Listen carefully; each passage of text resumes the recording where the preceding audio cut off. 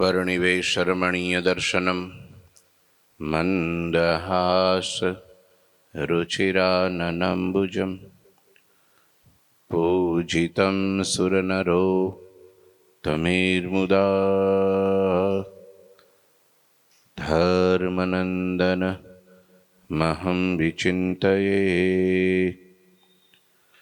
गुरुर्ब्रह्मा गुरुर्विष्णु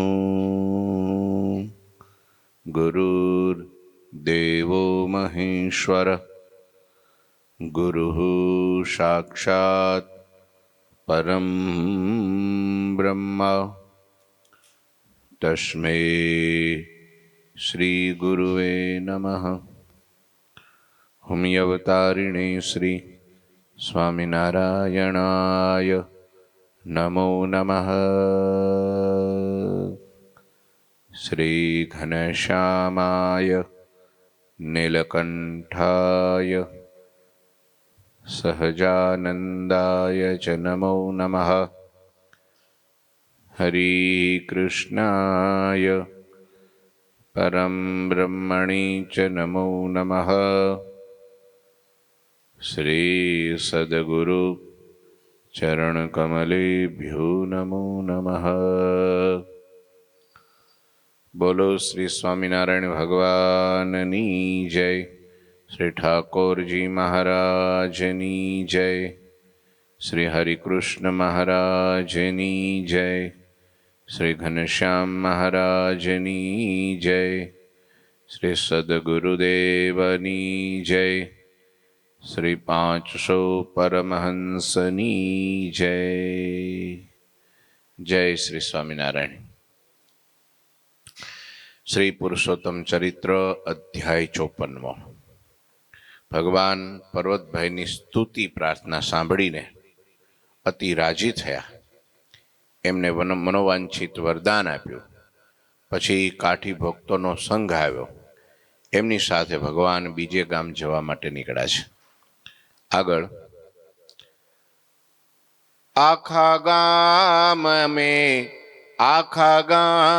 ही में हरियाए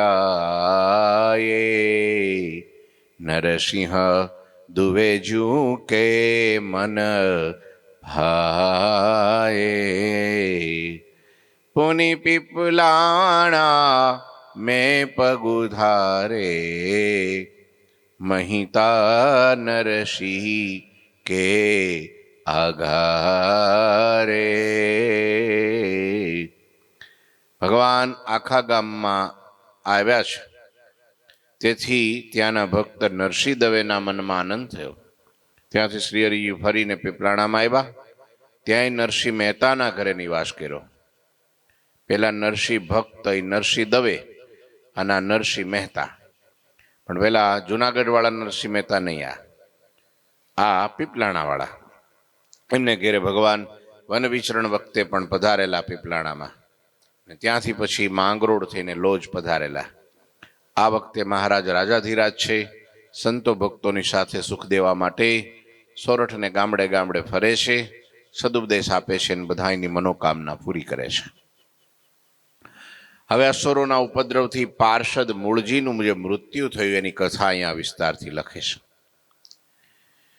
यहाँ से मेघपुरी में आया दिन 10 पंच वहाँ ठहराया पुनियाए वहाँ से पिपलाणे 4 દિવસ हरिवा ठहराने भक्त मूलजी जाति लुहाना शस्त्रधारी पार्षद ही सुजाना विधि प्रारब्ध लिख्या अशबरना पूरव भव रिपु करशे मरना।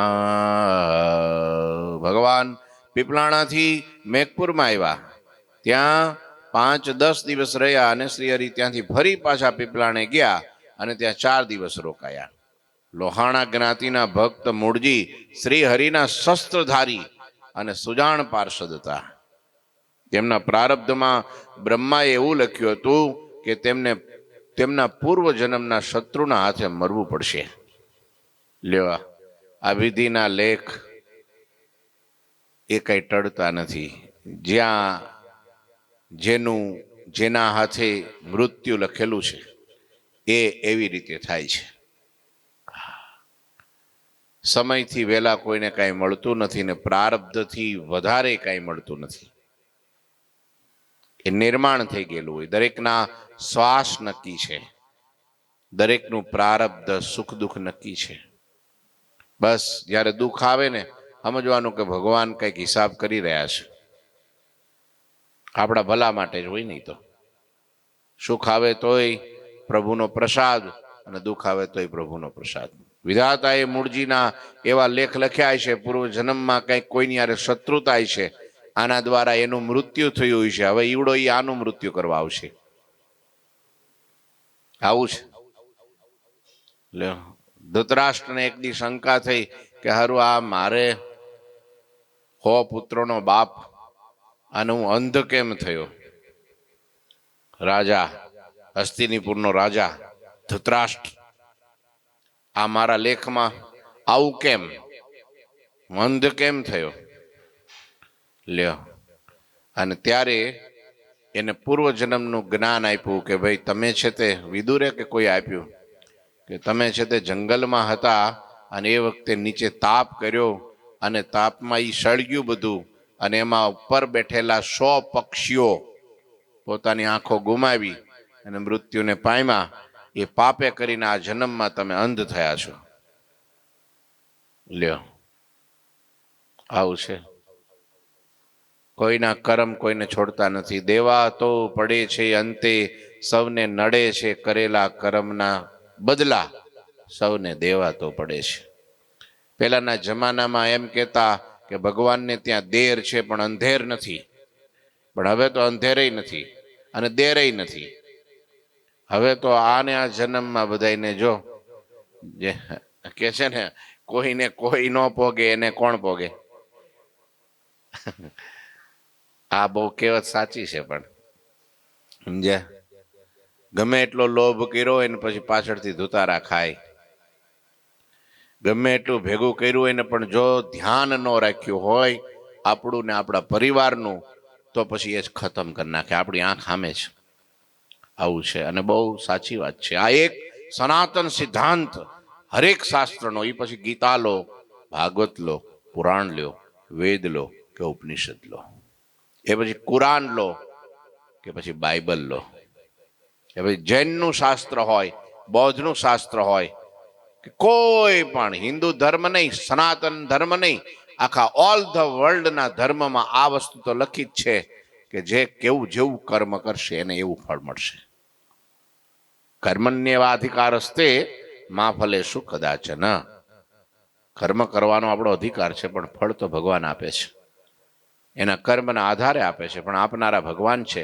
પણ જો બાજી પલટી જાય અને જો ભગવાનને શરણે થઈ જાય, ભગવાન કે ભગવાનના સંતમાં એટલી તાકાત છે કે વિધાતાના લેખ પણ બદલી નાખે, ચક્કર ફેરવી નાખે. પ્રારબ્ધ.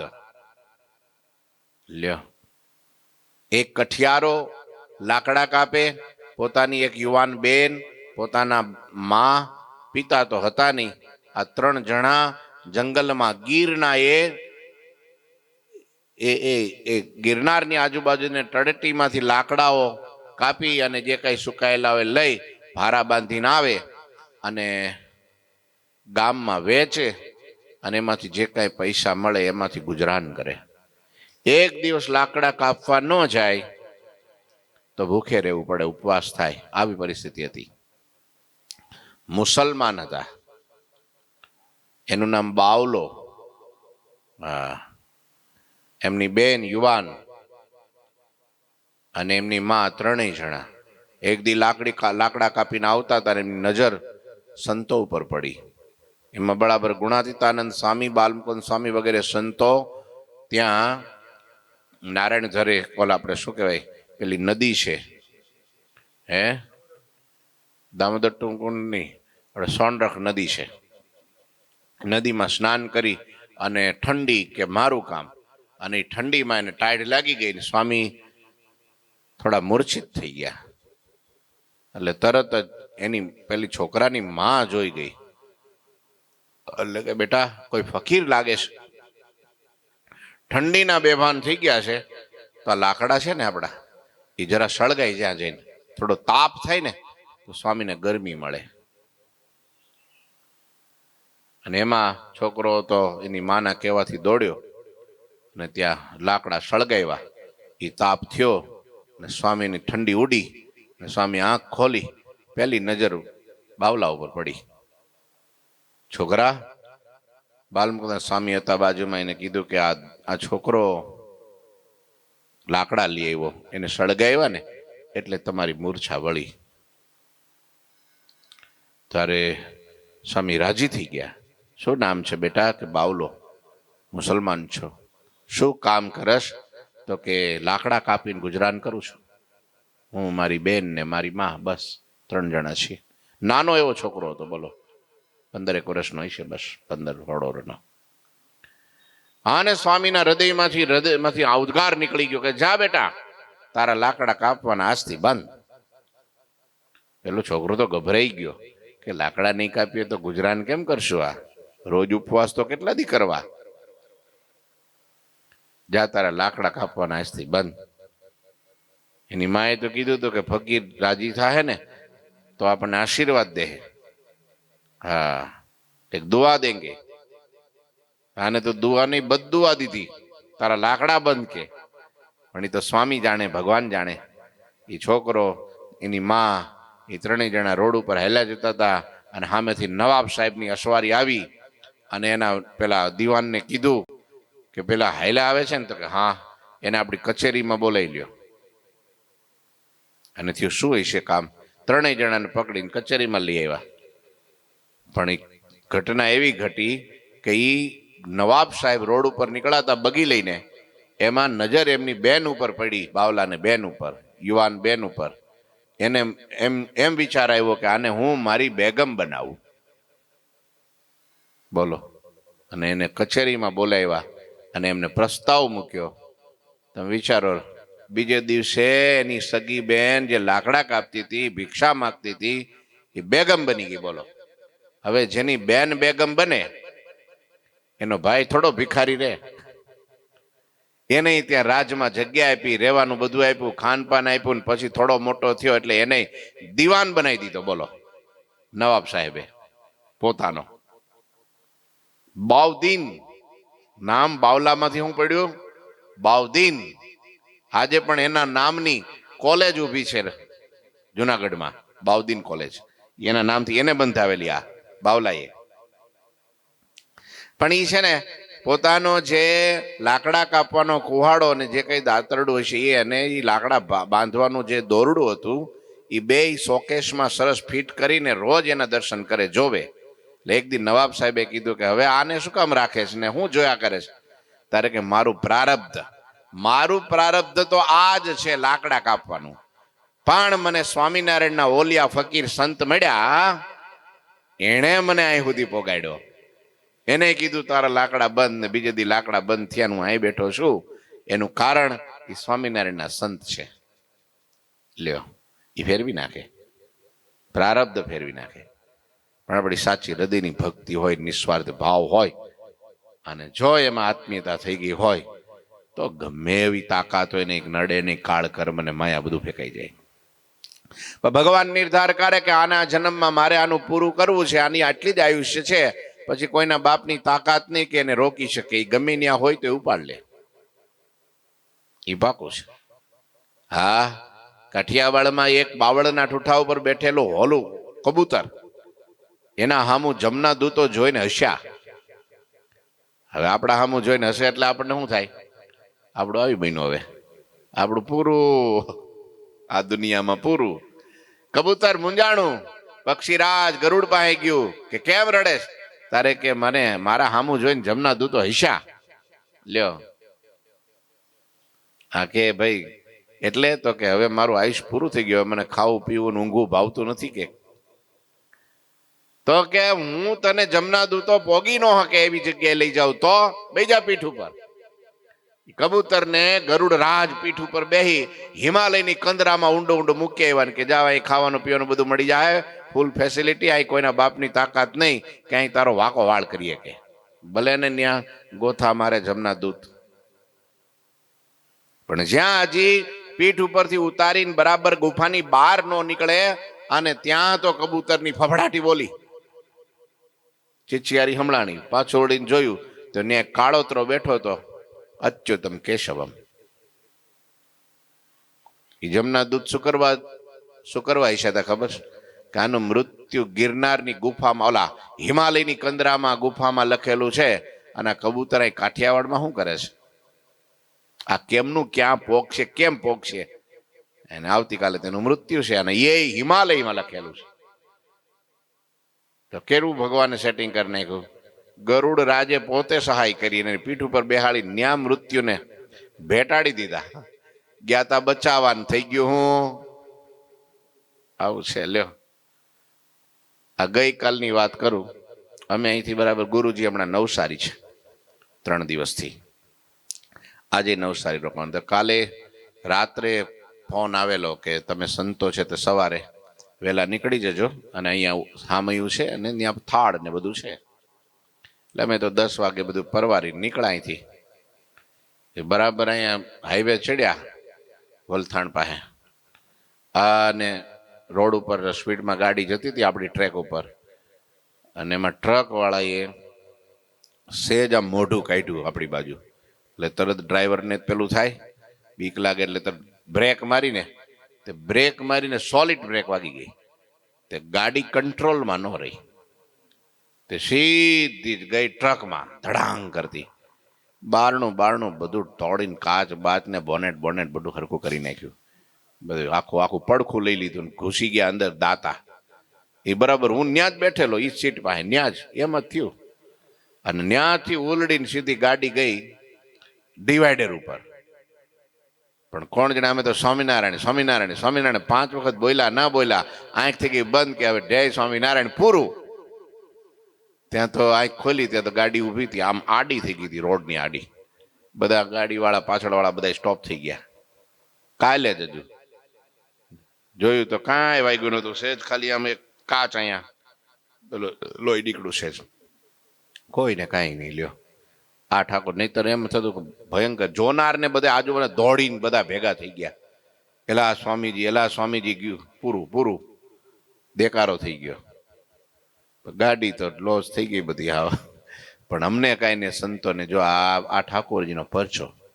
બાકી ન્યા હાઈવેમાં બચે ને એ ટ્રકની હારે એવી મોટી લેલમ ટ્રક હતી, એ તો વહી ગઈ. એમને જોતા રહી ગયા અમે તો ત્યાં ઉભા રહી ગયા. આમ થાય. બાકી ઘાત તો સામે પડી જ હોય, પણ જો આશરો, જેનો આશરો એને એની લાજ ઠાકોરજીને હારે રાખ્યા હોય ને મોટા પુરુષના આશીર્વાદ હોય તો આવું ઘણી વાર બને ઘટના, તે જીવનમાંથી આપણને બચાવી લે છે. કાલે આ ઘટના ઘટી ગઈ. જોતા લોકો જ એમ કહેતા હતા કે આમાં કેમ, પછી તો બારણા બધા લોક થઈ ગયા, એ તૂટે પછી ખેંચીને તોડીને કાઢ્યા બહાર. લ્યો, એટલે આમ છે. બાકી કોઈને છોડે. પણ ભગવાને લખ્યું હોય કે ભાઈ આ પ્રમાણેનું નિર્માણ કર્યું છે, તો તમે ગમે એટલી ભક્તિ કરી હોય ને ભગવાનની ઈચ્છા હોય તો પછી એ પ્રમાણે જ મૃત્યુ થાય ને. માટે કોઈ મૃત્યુથી બીવું નહીં, મોતથી બીવું નહીં. બીવાથી કઈ મોત હટી પણ નથી જવાનું, અને નહીં બીવાથી કઈ મોત આવી પણ નથી જવાનું, સમજ્યા? એટલે અહીંયા પૂર્વજન્મના શત્રુના હાથે મરવાનું એનું લખેલું હતું. ભગવાને કીધું કે ભાઈ લેખ લખ્યા છે એ પ્રમાણે ભગવાન ધારે તો એ પ્રમાણે ચાલવા દે, નહીતર પાછું બાજી પલટી હોય નાખે. હરિ સમર્થ હે, જો લખ્યું ને, ભગવાન તો સમર્થ છે. હરિ સમર્થ હે મેટન હારે, તો પુનિ નિજ કૃત નિયમન ટારે. સુખ દુઃખ તના પ્રારબ્ધ સમાના, નિજ જન કો દેવત ભગવાના. શ્રી હરિ ભક્તનું પ્રારબ્ધ ટાળવા માટે સમર્થ છે, છતાં પણ પોતે બનાવેલા કર્મ ફળ આપવાના નિયમનો ભંગ કરતા નથી. આ બધું ભગવાન સમર્થ છે. કર્તુમ અકર્તુમ અન્યથા કર્તુમ સમર્થ છે, પણ ભગવાન એ નિયમ ટાળતા નથી. એક સંત વ્યાપકાનંદ સ્વામી, એ સ્વામી બુંદેલખંડમાં બધી જગ્યાએ ફરતા ફરતા એક બ્રાહ્મણને ઘેર આવ્યા તો ત્યાં એનો દીકરો મરી ગયો હતો, ઓફ થઈ ગયો હતો. માણસો ભેગા થઈ ગયા હતા અને આ સ્વામી એ જ ઘરમાં ભિક્ષા માંગવા માટે ઉભા રહ્યા બહાર. તો લોકોએ કીધું, ભાઈ અહીંયા તો બ્રાહ્મણ પુત્ર ઓફ થઈ ગયો છે, પરલોકે સિધાવી ગયો છે, અહીંયા તો સૂતક તમને કેમ અહીંયા અમે કેમ તમને ભિક્ષા આપીએ, અને પાછા કાઢીએ તોય દુઃખ અને ભિક્ષા આપીએ તોય દુઃખ, મરણ થઈ ગયું છે. સ્વામી કે હોય નહીં. તો કે હા, તો મને જરા અંદર આવવા દેશો? તો કે આવો, પધારો. ક્યાં છે દીકરો? દીકરો હૂતો હતો, ભોય તળિયે લઈ લીધો તો, એમાં કઈ પ્રાણ હતું નહીં, જીવ કઈ હતો નહીં. અને સ્વામીએ પાસે જઈને કાનમાં સ્વામિનારાયણ સ્વામિનારાયણ સ્વામિનારાયણ આમ બોલ્યા. છોકરો આળસ મરડીને બેઠો થયો. વ્યાપકાનંદ સ્વામીની કથા ભક્ત ચિંતામણીમાં લખી છે. બેઠો થયો, છોકરો તો જીવતો છે. બધા પગમાં પડી ગયા. સ્વામી ભિક્ષા લઈને વયા ગયા. ત્યાંથી બોટાદ આવ્યા. તે બોટાદ હમીર બાપુની ઘોડી મરી ગઈ હતી. એ રડતા હતા. એને ઘોડી બહુ વાલી હતી, તાજણ. એ કે ઘોડી વિના હું નહીં જીવી શકું. સ્વામીને થયું, આ તો ઘોડી પાછળ મરશે, આ તો આત્મહત્યા કહેવાય. આવું ન કરવા દેવાય, હરિભગત કહેવાય. આત્મહત્યા કોઈ દી ન કરાય. ગમે એવું દુઃખ આવે ને, કટકા થઈ જાય ને શરીરના, ગમે એટલી પરિસ્થિતિ બદલાય, ગમે એવી વિકટ એ થાય દશા, છતાંય આત્મહત્યા ન કરાય. આત્મહત્યારાને કદી ફરી જન્મ માણસનો મળતો નથી, શાસ્ત્ર એવું કહે છે. તો આ તો મરશે કે કઈ વાંધો નહીં. ક્યાં છે ઘોડી? ઘોડી તો ફરજામાં બાંધી હતી, ચતી પાટ પડી હતી, કંઈક જનાવર અડી ગયું છે, ગમે તે હોય, ઘોડી ઓફ થઈ ગઈ. સ્વામી ગયા ત્યાં પાસે. તે ન્યા આજુબાજુમાં એક મચ્છર ઉડતું હતું. એ મચ્છરના જીવને પકડી સ્વામિનારાયણ કરીને આમ કાનમાં નાખ્યું ને, હણનાટ કરતી ઘોડી બેઠી થઈ ગઈ. બોલો, પ્રાણ પૂરી દીધા, જીવ નાખી દીધો, ઘોડી બેઠી થઈ ગઈ. ગરડે આવ્યા સ્વામી. મહારાજ ઉભા થઈ ગયા. દાદા કે દાદા 2 પાઇટ નાખો, 2 પાઇટ. એક એ નહીં થાય. કેમ? કે તારા દરબારમાં 2 ભગવાન છે. હા, એક તલવારમાં પણ 2 મ્યાન હાલે નહીં. હવે એ 2 માંથી તારે સિલેક્ટ કરવાના છે કયા ભગવાનને અહીં રાખવા છે. મહારાજ, ભગવાન તો તમે એક જ છો, 2 ભગવાન ક્યાં છે અહીંયા? તો કે આ વ્યાપકાનંદ સ્વામી ભગવાન છે. વ્યાપકાનંદ સ્વામી મહારાજના પગમાં પડી ગયા. મહારાજ, હું ક્યાં ભગવાન છું? હું તો તમારે ચરણરજ સમાનય નથી મહારાજ, હું તો તમારો દાસ છું. કે દાસ તો સ્વામીની ઈચ્છા પ્રમાણે કરે ને, અને તમે તો તમારી ઈચ્છા પ્રમાણે કરો છો ને. મહારાજ, મેં શું? સ્વામી તો ભૂલી ગયા હતા. બોલો, મેં શું મારી ઈચ્છા પ્રમાણે કર્યું? તો તમે પેલો બ્રાહ્મણ પુત્ર સજીવન નો કર્યો, પેલી બોટાદમાં ઘોડી જીવતી ન કરી, ભગવાન સિવાય કોઈ ન કરી શકે. આ તો તમે તો કરી નાખ્યું, તો તમે ભગવાન નહીં? ના મહારાજ, તો તમારા પ્રતાપથી થયું, તમારો મંત્ર હું બોલ્યો એમાં થઈ ગયું બધું, મેં કઈ નથી કર્યું એમાં, તમે છો મહારાજ. મહારાજ કે આ તો અમારી ઈચ્છા હતી કે ભાઈ મારા સંત બોલે છે, અમારો મંત્ર એના કાનમાં નાખે છે, તો હાલો અમે સજીવન કરીએ. કાલે અમારી ઈચ્છા નહીં હોય અને તમે ગમે એટલા મંત્ર નાખશો ને ગમે એમ પ્રયત્ન કરશો ને ઘોડી જીવતી નહીં થાય, તે જે તમારા પગમાં પડે છે ને તમારા માથામાં લાકડા મારશે, ગાળો ભાંડશે ને અપમાન કરીને કાઢશે, અને ન કરવાની વાતો કરશે, નિંદા ટીકા કરશે. માટે આજ પછી કોઈ દી આ કામ ન કરવું. જે સૃષ્ટિની રચના અમે કરી છે ને જે પ્રમાણેનો પ્લાન બનાવ્યો છે જન્મ ને મૃત્યુ, એ પ્રમાણે જેને જેની જવાબદારી હોપી છે એને કરવા દો. Don't disturb it. શા માટે સૃષ્ટિની બધી પ્રક્રિયાને તમે એ કરો છો? દરેકનું લખેલું જ છે, એના કર્મ પ્રમાણે આપણે એને આપીએ જ છીએ. તો પછી શા માટે તમે મળદા બેઠા કરો છો? હવે પછી ક્યારે આ કર્મ ન કરવું. લ્યો, ના પાડી. મરી ગયા હોય એને પાછા લાવવા નહીં કોઈ દી, એને વળી આગળ જ જવા દો. ભગવાને ના પાડી દીધી. હા, શરીર છોડ્યા પછી ફરી પાછા લાવવા નહીં. અને આમેય અમુક જીવને તો આમેથી અહીંથી કંટાળી ગયા હોય તો એને પછી છૂટકો કરો. આ તમે જો, હવે તો ડોક્ટરો શીખી ગયા છે. ડોક્ટરો કોઈ દવા પી ગયા હોય ને આત્મહત્યા કરી લીધી હોય ને ગળે ફાંસો ખાઈ ગયા હોય ને પછી દવાખાને લઈ જાય ને તો ડોક્ટર એ પછી એને હે ને ઇન્જેક્શન જ મારી દે. એને જીવાડે નહીં. એને ખબર કે આ જિંદગીથી કંટાળી ગયો છે માણસને, એટલે ખોટો આને દુઃખી કરવો નથી, હવે સુખમાં જ ઉડાવી દો. મોટા ભાગના ડોક્ટરો આવું કરે છે, એને ઝેરનું ઇન્જેક્શન મારી દે. જીવતો હોય તોય પૂરું કે હવે આ કેસ નહીં બચે એમ કહી દે. પછી બચતો હોય તોય ન બચવા દે. હા, આવું છે. આત્મહત્યા તો બહુ મોટું પાપ છે જોકે, પણ હવે ભગવાને જો એની ઈચ્છા પ્રમાણે કંઈક આવી એક્સિડન્ટ થયું હોય કે પછી પગ ઘસાઈને પડી ગયા હોય કે પછી કંઈ પણ એવી રીતનું એક્સિડન્ટ દ્વારા મૃત્યુ થયું હોય, સર્પ કરડીને મૃત્યુ થયું હોય કે ગમે તે કૂવે પડીને મૃત્યુ થયું હોય કે પછી કંઈ પણ એક્સિડન્ટમાં મૃત્યુ થયું હોય, તો પણ ભગવાનનો ભક્ત તો ભગવાનના ધામમાં જ જાય છે, ગોરો નથી રહેતો. અને કુસંગી જીવ, જગતનો માયાનો જીવ હોય, ગમે એવો કદાચ બોલતો ચાલતો દેહ મૂકે, હસતો રમતો દેહ મૂકે, પીડાનો અનુભવ એ ન થાય કદાચ, ચાલો, અને દેહ મૂકે તો પણ અંતે નરકમાં જ જાય છે. કોઈ દિવસ ભગવાનના ધામને પામતો નથી. ભગવાનથી વિમુખ છે ને એટલા માટે. લ્યો,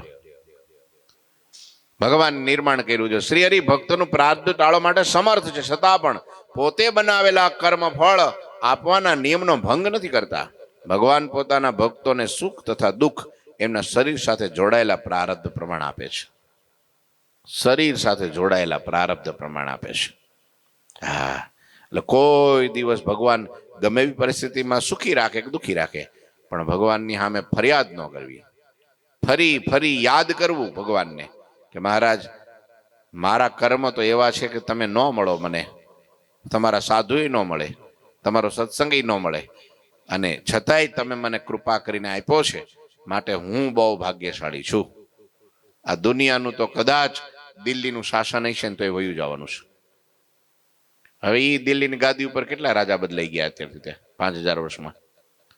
ગણો ને, કેટલાય ને કેટલાય ક્ષત્રિયો, સૂર્યવંશી, ચંદ્રવંશી બધા વયા ગયા. અને ત્યાર પછી કેટલાય ને કેટલા મુસલમાનો વયા ગયા, મોટા મોટા મોગલો વયા ગયા, મોટા મોટા બાદશાહ શહેનશાહો વયા ગયા.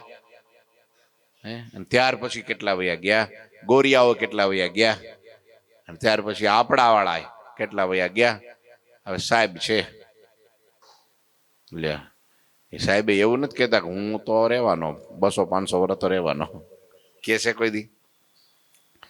हाँ, कोई का अचल नहीं है ठिकाना, जे क्या भरोसा है इस जिंदगी का, नहीं साथ देती किसी का. એટલે બસ હાલતા ચાલતા ભગવાનનું ભજન કરવું, અને ભજન કરતા કરતા જેના પ્રાણ જાય એ ભગવાનના ધામને પામે. મંત્ર જાપ કરવા, શુભ ચિંતન કરવું, સારા વિચારો લાવવા, સારી સંગતિ કરવી, સારું વાતાવરણમાં રહેવું, જેના કારણે મન પવિત્ર રહે, મન સ્થિર રહે, સદવિચાર જાગે કે કંઈક હજી આપણી હાથમાં બાજી છે, ત્યાં સુધીમાં આપણે કંઈક સત્કર્મ કરી લેવું છે, ભજન કરી લેવું, સેવા કરી લેવી, સત્કર્મ કરી લેવું, પરોપકાર કરી લેવો, જેના કારણે આત્મા ઉપર બોજો ન રહે. અને એવા આમ હળવા ફૂલ આમ તમે જુઓ ને, એટલે તમને લાગે ભગવાને બધો ભાર માથે લઈ લીધો, આપણે હળવા ફૂલ થઈ ગયા. બાકી તો કર્મ કોઈનું કોઈને છોડતું નથી. જો અહીંયા કીધું કે ભગવાન ભક્તને સુખ તથા દુઃખ એમના શરીર સાથે જોડાયેલા પ્રારબ્ધ પ્રમાણ આપે છે. આપણા સંતોમાં કેટલાયને બધાને કંઈક ને કંઈક રોગ હોય, ભક્તોને પણ દુઃખ હોય. ભગવાનનો કહે છે ને, જગતમાં કહેવત છે, સ્વામિનારાયણના ભગત થાય સુખી થાય, પણ એ આમ સુખી, આમ તો જે પ્રમાણે રહેતા હોય એમ જ રહે, એ મકાનમાં જ્યાં રહેતા હોય એમ જ રહે. તો આપણે એમ થાય આમ કેમ? તો એ ભગવાનને એનું જે કાંઈ પ્રારબ્ધમાં હોય એટલું જ આપે, અને વધારે આપે ને તો ટકે નહીં. વધારે આપે ને તો આ જીરવી હકે નહીં. ઘણી વાર કેવું થાય ખબર છે, ભગવાન કે હાલો આને મારે અભરે ભર દેવો છે, પણ એ અભરે ભર દે લાખોમાંથી રોડપતિમાંથી કરોડપતિ કરી નાખે ને પછી ઉડો એ મંદિરનું પગથિયું ન ચડે, સત્સંગમાં ન જાય. હો હા, પેલા પેલા જેવું શું કહેવાય, આપણે વડોદરાના મંગળસિંહ જેવું થાય. મંગળીઓ તો મંગળીઓ સમજ્યા, મંદિર વાળતો હતો, પોતા મારતો હતો, સાધુની સેવા કરતો હતો, આખો દી મંદિરે રહેતો હતો, સ્વામી જે કઈ જમાડે જમી લેતો હતો, ગરીબ હતો. કોઈ હરિભગતે ગોપાળાનંદ સ્વામીને કીધું કે સ્વામી કઈક કૃપા કરો, આ મંગળિયાનો વ્યવહાર સુધરે. સ્વામી કે પણ અત્યારે છે એ બરાબર છે, ભજન થાય, સેવા થાય, સત્સંગ થાય, મંદિરે રહે, આ બધું વાળે છે, ચોળે છે, બધું સારું કામ કરે છે આ. તો કે ના, તોય પણ એનો ઘર પરિવારમાં બધો વ્યવહાર સુધરે, થોડો પૈસા વાળો થાય એવું કરો ને. કે સ્વામી કે કાંઈ વાંધો નહીં, તમારી ઈચ્છા હોય તો થાય, થઈ જાહે કે. અને એમાં ખબર નહીં ગાયકવાડ સરકારમાંથી તેડું આવ્યું ને મંગળિયાને પોતાનો કારભારી બનાવી દીધો. કારભારી થઈ ગયો, મંગળિયામાંથી મંગળસિંહ થઈ ગયો.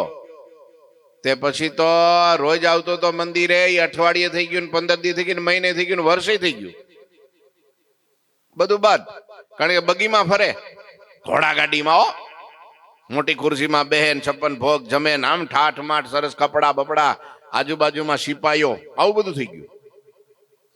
તે સ્વામી આવ્યા 6 મહિને. તો સ્વામી 1-2 દી રોકાણા ને પછી કે પેલો મંગળીયો ક્યાં ગયો? કે સ્વામી મંગળીયો ખોવાઈ ગયો. કે ક્યાં ખોવાઈ ગયો? કે તમે કૃપા કરી, આશીર્વાદ દીધા, તે તો દીવાન બની ગયો મોટો. અત્યારે પોતાની હવેલી છે, ઠાઠમાઠ છે, બગી ઘરની છે, આજુબાજુમાં સિપાઈઓ, અને આમ તમે જો તો આમ રોડ ઉપર નીકળે તો એ દબદબો, જય જયકાર થાય. અત્યારે તો એનું નામ મંગળસિંહ થઈ ગયું, મંગળિયામાંથી. સ્વામી કે ભલે થયો, સારું થયું, જે થયું તે સુખી થયો ને. મૂળ આ સુખી થયો, પણ મંદિરે નથી આવતો. કે જાઓ એમ કેજો ગુરુ આવ્યા છે, એમ કેજો ને. ગુરુનું નામ દે એટલે તો આવે ને. પછી તો તે 2 હરિભક્તો ગયા મંગળસિંહ પાસે, એપોઇન્ટમેન્ટ લેવી પડે એની પાછી, એમને તો ઘરવાઈ ન દે. કે ભાઈ અમે એમના ગુરુના શિષ્યો છીએ, જરા મળવું છે. એમ કરીને પોયગા, હાથ જોડીને ઉભા રહ્યા. લો એક દી હાવેણી હાથમાં પકડાવતા હતા, ઈ હરિભગત એની સામે હાથ જોડીને, સાહેબ તમે કોણ છો? કે સાહેબ ગયા, બોલો રોજ ત્યાં ભેગા થતા હતા તોય સાહેબ ઓળખતા નથી, બોલો. તમે મંદિરેથી આવ્યા છીએ સાહેબ? હા, કઈ કામકાજ? તો કે તમારા ગુરુ આવ્યા છે. કે ગુરુ કોણ? કે લે કોણ ગુરુ? ગોપાળાનંદ સ્વામી. હા હા, બરાબર. કયો કઈ સીધું પાણી મોકલવાનું છે કે કઈ? શું છે કઈ? તો તમને યાદ બહુ કરે છે. હા, હમણાં થોડો વ્યસ્ત છું, કેજો. હમણાં રોકાવાના છે ને? કે વયા નથી જવાના? નો ગયો, બોલો. હરિભક્તો વયા ગયા. સ્વામી કે અઠવાડિયું થયું, હજી આવ્યો નહીં. તો કે ફરી જાવ ને, એકવાર જાવ ને. કે ફરી હરિભક્તો ગયા. કે સાહેબ સ્વામી પછી વયા જાય છો વડતાલ, તમે આવી જાવ તો સારું. સારું કે 2 દીમાં આવું છું, કહી દો. જાવ, જાય નહીં. કે તોય 2 દી કીધું, બોલો. હાલો 2 દી પછી બગીમાં બેહતો આમ ઠાઠમાઠ સાથે આવ્યો. નીચે ઉતરીને જ્યાં મંદિરનું પગથિયું ચડે ને, ત્યાં સ્વામીને તો પેલો ભાવ હોય ને હૃદયમાં, કા હા હા હા, મારો મંગળિયો આવ્યો, આ હા હા, મારો મંગળિયો આવ્યો. ત્યાં મંગળિયો સાંભળ્યું અને પગથિયું ઉતરી ગયો, પાછો બગીમાં બેહી ગયો, વયો ગયો. માણસને બોલાવ્યા કે તમે સાધુને કીધું નહોતું કે હું કોણ છું? આમ બધાની વચ્ચે મંગળિયો કીધો અને ખબર નથી કઈ હું કોણ છું. કે હવે કોને કર્યો તો એને? તમે વિચાર કરો, આ માણસની તમે જો તો ખરા નબળાઈ. વયો ગયો. સ્વામી કે કેમ વયો ગયો? સ્વામી તો અજાણ્યા થઈ જાય ને. કે સ્વામી તમે મંગળિયો કીધો ને એટલે વયો ગયો, ને સારું ન લાગ્યું, માન આડું આવ્યું. તો મહારાજ કે અરે રે સ્વામી, કે આના કરતા મંગળસિંહ કરતા આપણો મંગળિયો ક્યાં ખોટો હતો? સારો જ હતો ને. હા, ને બીજે દિવસે સ્વામી તો વયા ગયા, અને આ બાજુ એ નગરમાં આપણે રાજમાં ચોરી થઈ, અને બધી ચોરીનો ગુનો આની માથે આવ્યો. પહેરેલ કપડે હતો ને કાઢી મૂક્યો, ઘર ભેગો કરી દીધો. જા લ્યો, આમ કરે સાધુ. રાજામાંથી રંગ કરે ને, રંગમાંથી રાજા કરે ને, પાછો રંગ રાજામાંથી રોંકે કરી નાખે. બોલો, દુખાઈ ગયું ને, દિલ દુભાઈ ગયું ને સ્વામીનું. પાછો ઘેરે આવી ગયો.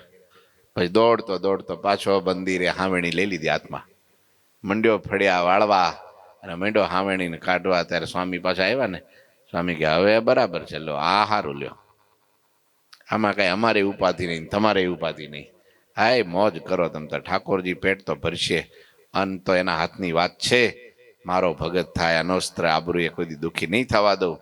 પણ આ ભક્તિ જાય, સેવા જાય, સત્સંગ જાય અને ગમે એવું પદ આવે તોય પણ ભગવાનને સાધુને મંજૂર નથી, એમાં તો મોક્ષ બગડી જાય ને.